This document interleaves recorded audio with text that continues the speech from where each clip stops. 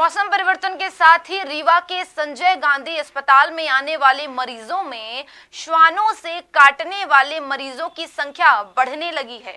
शहर के साथ ही ग्रामीण इलाकों में भी श्वानों काटने की घटनाओं में वृद्धि होने लगी।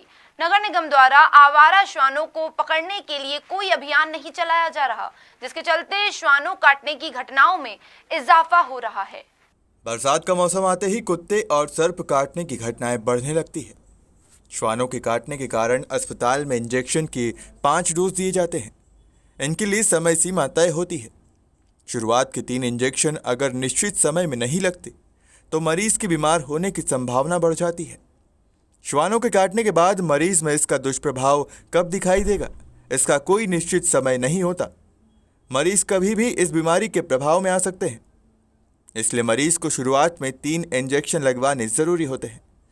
अस्पताल प्रबंधन की माने तो उनके पास अभी इंजेक्शन है, लेकिन जिस तरह से मरीजों की संख्या बढ़ रही है उसके बाद कुछ कहना मुश्किल है। देखिए, कुत्तों के काटने से आने वाले मरीजों की संख्या में हमने लगातार हमेशा देखा है। अब कई वर्षों से हम देख रहे हैं उत्तर बढ़त हो रही है।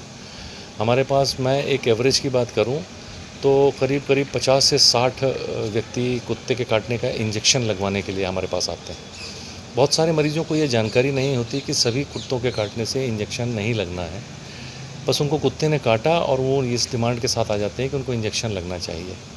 असल में जिस कुत्ते में रेबीज़ के लक्षण हों या संभावना हो, ऐसे कुत्ते के काटे हुए व्यक्ति के अंदर ही इंजेक्शन लगने से कुछ ज़रूरत होती है या फ़ायदा होता है। समस्या ये है कि 50 से 60 व्यक्ति प्रतिदिन का आना एक चिंताजनक बात है, क्योंकि इतने संख्या में नगर निगम सीमा के अंदर कुत्ते काट रहे हैं लोगों को।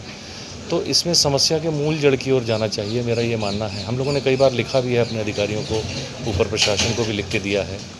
हमने कई बार प्रशासनिक अधिकारियों को, नगर निगम के अधिकारियों को लिख कर भी दिया है इस संबंध में कि ये जो आवारा कुत्ते हैं इनको पकड़ने की व्यवस्था की तरफ कोई बहुत अच्छे से प्रभावी कदम उठाए जाने चाहिए, ताकि कुत्ते के काटने की मरीजों की संख्या में कमी हो सके।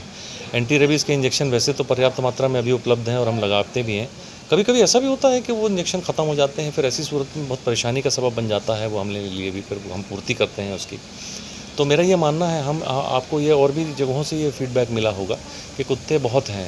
आप गली में निकल जाइए, रात में निकल जाइए तो 4-5 की संख्या में हर गली में कुत्ते आपकी गाड़ी के पीछे, दोपहिया के पीछे दौड़ने लगते हैं। समस्या ये है कि इनको निजात पाना हमारे नगर निगम का काम है। तो मेरी ये अपेक्षा है, मेरी ये प्रार्थना है आपके माध्यम से कि इस दिशा में निश्चित रूप से कोई विचार करके प्रभावी कदम उठाए जाने चाहिए ताकि इस पर नियंत्रण पाया जाए।